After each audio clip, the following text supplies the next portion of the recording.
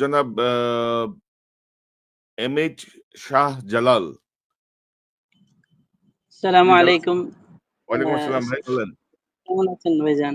আছি আম আলহামদুলিল্লাহ, শুনি। আমি বেশি কিছু বলবো না। আমার অল্প কয়েকটা কথা বলবো।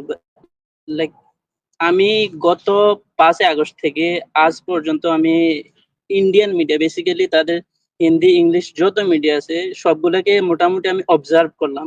অবজার্ভ করে তাদের মধ্যে যে এক ন্যারেটিভ তৈরি করার যে একটা প্রবণতা বাংলাদেশের বিরুদ্ধে, বাংলাদেশের জনগণের বিরুদ্ধে, আপনার বিরুদ্ধে অনেকগুলো আমি দেখছি। ইলিয়াস ভাইয়ের বিরুদ্ধে দেখছি, তারপর মাহমুদুর রহমান স্যারের বিরুদ্ধে তারা অনেক কথা বলছে, অনেক কিছু বলছে।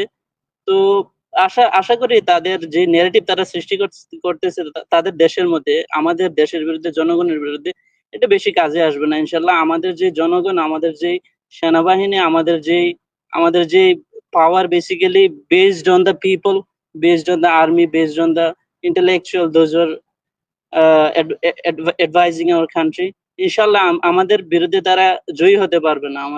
আমাদের জনগণ এখন আলহামদুলিল্লাহ অনেক ক্যাপাবল, তাদের যে জবাব জীবিত তরুণ যেখানে আছে সেখানে কোনো কিছুই আমার মনে হয় না যে সুবিধা হবে। এবং ইনশাল্লাহ কনক ভাই, আমি কাতারে আছি। আমার যখন 5 আগস্টে যখন এই যে কেওস শুরু করলো হাসিনা, তখন আমার মাথার মধ্যে একটা জিনিসে আসছে, থাকবো না আমি কাতারে, আমি চলে যাবো।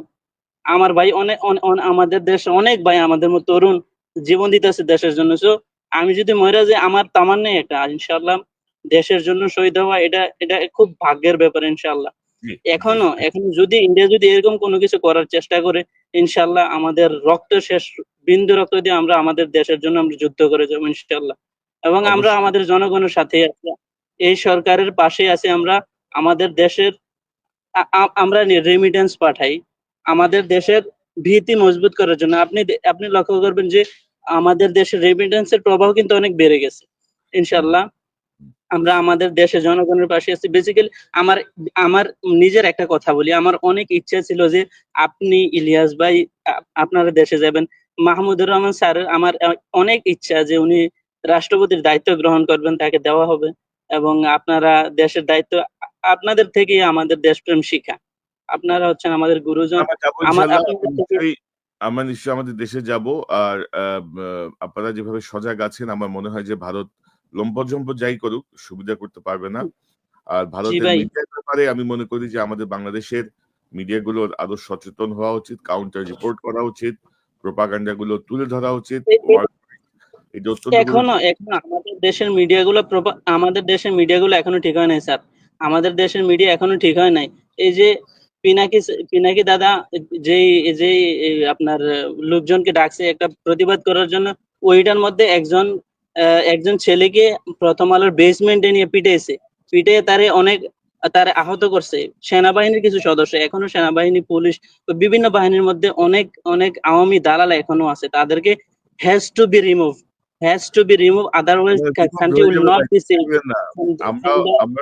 আমাদের কাছেও এরকম আরো অনেক তথ্য আছে, আরো অনেক বিষয় আছে। সবকিছুই আমরা জানি এবং কাউকে কোন রকম ছাড় দেওয়া হবে না। যে যাই বলুক, যত গালাগালি করুক, যত অপপ্রচারই চলুক, কোনো কিছুতেই কোনো ছাড় নাই। আপনাকে অসংখ্য ধন্যবাদ জনাব শাহজালাল। একটা কথা বলবো, আরেকটা, জাস্ট এক মিনিট। আজকে আমি দেখছি নিউজ ইন্ডিয়ার মধ্যে বাংলাদেশ থেকে 2 জন লোক নিছে। একটা হচ্ছে লয়ার আর একজন সাধারণ মানুষ। যে লোকটাকে নিছে ওনার বাড়ি কুমিল্লা, আমার বাড়িও স্যার কুমিল্লা। ওনাকে বেসিক্যালি আমি চিনি না, কিন্তু তারে সরাসরি প্রশ্ন করতেছে যে তোমরা কি চাও যে আমরা, হিন্দিতে প্রশ্ন করতেছে, তোমরা কি চাও যে আমরা বাংলাদেশটাকে 2 টুকরা করে দিয়ে ভাগ করে তোমাদের জন্য একটা সেফ প্লেস বানাই? তখন আরেক হিন্দুস্তান আরেকজন বলতেছে যে ওদেরকে এইভাবে প্রশ্ন করবা না, এভাবে যদি প্রশ্ন করো তাহলে বাংলাদেশের নাগরিকরা ওর বাড়িতে যে হামলা করবে, ওরে মেরে ফেলবে।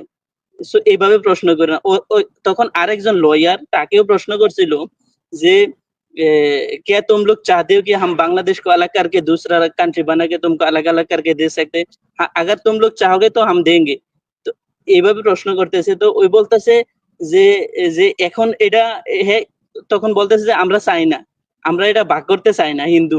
তখন পাশ থেকে আরেকজন বলতেছে তোমরা যদি এভাবে বলো তাহলে ওরে যে খুন করবো, বাঙালি কট্টর, আর এদের কথায়, ভারতীয়দের কথায় বাঙালিরা সবসময় কট্টর এবং রেডিকাল না, না ইসলামিস্ট। ভাই, এরকম অনেক রকম কথাই আমরা শুনি, এগুলাতে কিছু যাবে আসবে না। আর বেশি বাড়াবাড়ি করলে সেভেন সিস্টার তো আছেই। সেভেন সিস্টার একটা জাস্ট একটা গলার ওখান দিয়ে বন্ধ করে দিলেই সব শেষ, সব লম্পজম্প বন্ধ হয়ে যাবে। এবং এই ব্যাপারটা আপনারা তবে জানেন স্যার, লালমনিরহাটের যে এয়ারবেসটা, আমি মনে করি আমি বাংলাদেশের ম্যাপটা আমি দেখি মাঝে মধ্যে, এখানে দেখি আমি অনেক বাংলাদেশের যে পুরো ম্যাপটা, ওইটার সাইডে দিয়ে ইন্ডিয়া কিন্তু অলরেডি রাস্তা বানাইয়া এর অনেক মিলিটারি ইনস্টলেশন ওইখানে আছে। আমি এগুলো প্রায় সময় দেখি আমাদের দেশের ম্যাপটা, জি, অনেক শাহজালাল ভাই, ইনস্টলেশন আপনাকে তারা করছে ধন্যবাদ। এখানে। আপনাকে ধন্যবাদ। এগুলো সবই বন্ধ হয়ে যাবে, নিশ্চিন্ত থাকেন। দেশের মানুষ ঐক্যবদ্ধ, জাতীয় ইনশাআল্লাহ, নেতারা ইনশাআল্লাহ। ঐক্যবদ্ধ।